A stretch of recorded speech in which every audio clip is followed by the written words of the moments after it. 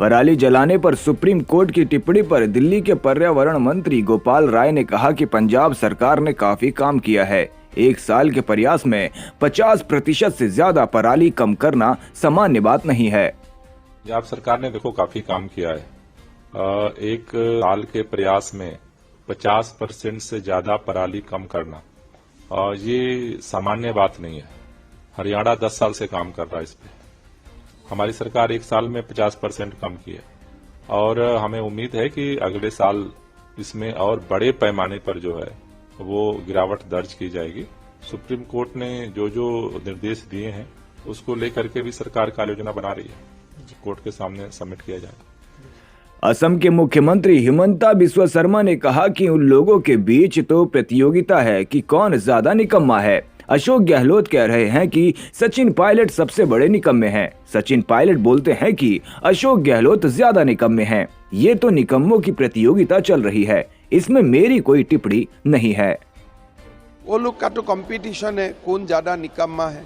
गहलोत बोल रहा है पायलट सबसे निकम्मा है, पायलट बोलता है गहलोत सबसे निकम्मा है। वो तो निकम्माओं का कंपटीशन चल रहा है, कौन ज्यादा निकम्मा है, उसमें हमारा कोई कमेंट नहीं है। केंद्रीय गृह मंत्री अमित शाह के बयान पर छत्तीसगढ़ के मुख्यमंत्री भूपेश बघेल ने कहा कि उनके बेटे में कौन सी योग्यता है जिसे उन्होंने बीसीसीआई सचिव बना रखा है। वो अपने बेटे के लिए सोच रहे हैं ना, उसके बेटे में कौन सी योग्यता है जो क्रिकेट कंट्रोल बोर्ड के अध्यक्ष बना के बैठे हैं। अपने बेटे के लिए सोच रहे हैं ना, दूसरे के बेटे के बारे में क्यों बोलते हैं। अपने बेटे के बारे में बताओ, उसमें कौन सी योग्यता है जिसमें। केंद्रीय गृह मंत्री अमित शाह ने कहा, पिछले 6 महीनों से मैंने पूरे राजस्थान का दौरा किया है और विश्वास के साथ कहना चाहता हूं कि राजस्थान में अगली सरकार भारतीय जनता पार्टी की बन रही है। मैं विगत 6 महीनों से राजस्थान में संगठनात्मक और चुनावी काम के लिए मेरा दौरा हुआ है। पूरे राजस्थान का दौरा कर मैं विश्वास के साथ बताना चाहता हूं कि राजस्थान में अगली सरकार भारतीय जनता पार्टी की बन रही है। पूरी राजस्थान के हर कोने में जनता ने परिवर्तन का मूड बनाया हुआ है और हर क्षेत्र में विफल और नाकाम कांग्रेस सरकार को विदाई देने के लिए राजस्थान के लोगों ने अपना मन बना लिया है। प्रयागराज में भक्तों ने एकादशी और तुलसी विवाह के अवसर पर गंगा स्नान किया और गंगा आरती की। प्रधानमंत्री नरेंद्र मोदी के मथुरा दौरे पर उत्तर प्रदेश के उप मुख्यमंत्री ब्रिजेश पाठक ने कहा कि मथुरा और वृंदावन हमारी सरकार के प्रथम एजेंडे में है। सर्वांगीण विकास हमारी प्राथमिकता है। मथुरा वृंदावन हमारी सरकार के प्रथम एजेंडे में है, सर्वांगीण विकास प्राथमिकता में है। इसीलिए मथुरा वृंदावन नया नगर निगम बनाया गया। लोगों की आकांक्षा है कि वो ऐतिहासिक नगरी है, पौराणिक नगरी है, भगवान श्री कृष्ण की जन्मभूमि है, उसको बेहतर से बेहतर हम वर्ल्ड क्लास। बिहार के उप मुख्यमंत्री तेजस्वी यादव ने कहा कि बिहार ने हमेशा देश को दशा दिशा दिखाने का काम किया है। हमारी शुरुआत से मांग रही है कि देश भर में जातीय जनगणना होनी चाहिए। काम किया है और हम लोगों की शुरू से ही मांग रही है, माननीय मुख्यमंत्री जी की, हम सब लोगों की रही थी कि देश भर में जातीय जनगणना होनी चाहिए। हम सब लोग, सभी दल के लोग जो है प्रधानमंत्री जी से मिले, लेकिन वहाँ से कुछ हुआ नहीं।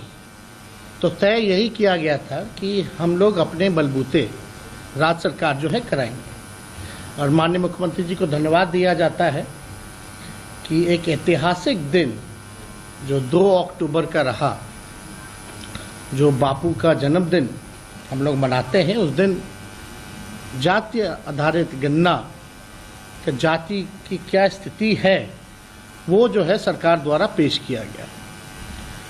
और जब विधानसभा का सत्र पिछला चल रहा था तो पूरा रिपोर्ट जो है आप लोगों के समक्ष जो है रखा गया। उसमें शैक्षणिक भी है, आर्थिक स्थिति भी है, सामाजिक स्थिति भी है।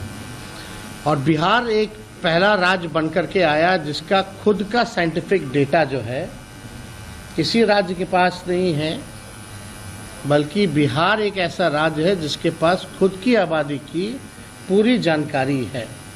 केंद्रीय मंत्री अश्विनी वैष्णव ने कहा कि आज सभी सोशल मीडिया प्लेटफॉर्म को बैठक के लिए बुलाया गया था।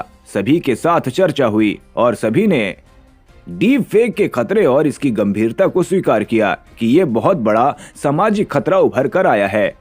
सबने क्लियरली इस खतरे को, इसकी गंभीरता को स्वीकार किया कि वाकई डीप फेक्स आज एक बहुत बड़ा सामाजिक खतरा उभर के आया है। सबने इस पर सीरियस रेगुलेशन, सीरियस कंट्रोल, इसकी स्वीकार्यता को जाहिर किया। एकदम क्लियरली निकल के आया कि हमें 4 चीज़ों पे एक साथ मिलके काम करना पड़ेगा और जल्दी काम करना पड़ेगा। पहला है किसी भी डीप फेक को कैसे जांच करें, डिटेक्ट कैसे करें, जाने कैसे कि ये डीप फेक है।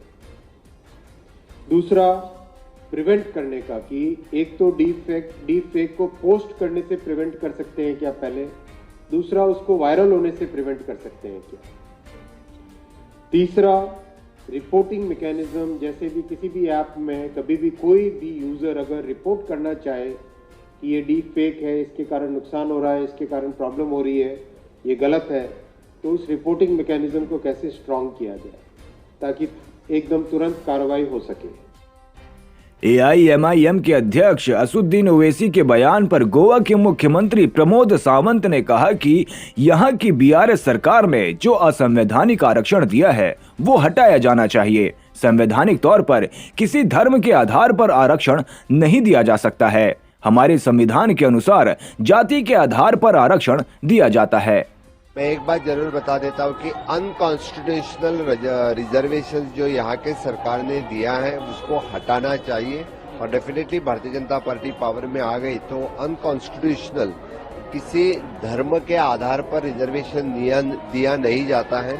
अपने कॉन्स्टिट्यूशन में जो जाति के आधार पर रिजर्वेशन दिया जाता है, बल्कि हमने जो EWS रिजर्वेशन दिया है, यानी आर्थिक नीति पे जो रिजर्वेशन पहली बार इस देश में किसी ने सोचा तो माननीय प्रधानमंत्री नरेंद्र मोदी जी ने